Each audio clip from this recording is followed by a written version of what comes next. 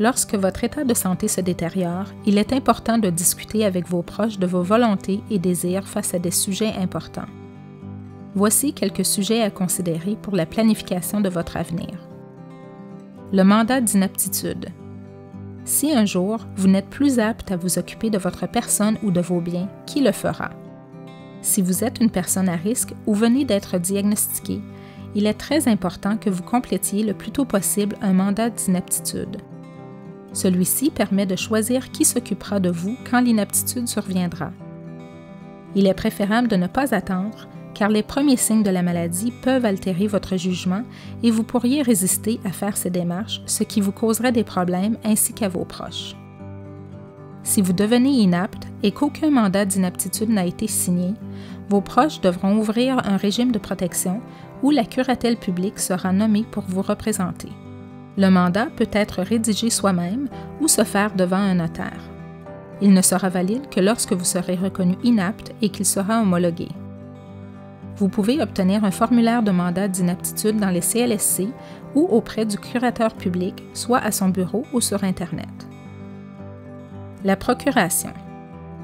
La procuration ne concerne que les biens, contrairement au mandat qui peut aussi toucher la protection de la personne. C'est un document par lequel vous autorisez une personne à accomplir certains actes administratifs courants, comme la gestion des finances et de vos dossiers auprès des gouvernements. La procuration peut être notariée. Elle prend effet dès que vous le décidez et vous pouvez y mettre fin n'importe quand. En principe, elle cesse d'être valide lorsque vous devenez inapte. Le testament.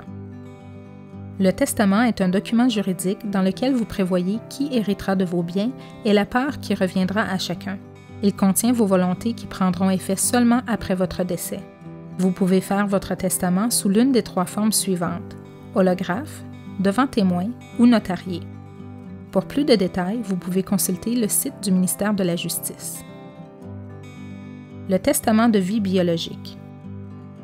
Il est aussi appelé testament biologique, testament de fin de vie, directive de fin de vie et directive anticipée. Ce document contient vos volontés quant aux soins médicaux que vous désirez ou ne désirez pas recevoir dans l'éventualité où vous deveniez incapable de les exprimer ou si vous n'êtes plus en mesure de prendre des décisions pour vous-même. Par exemple, vous pouvez y indiquer que vous ne souhaitez pas être réanimé ou maintenu en vie artificiellement. Pour en savoir plus sur le sujet, consultez le site Éducalois.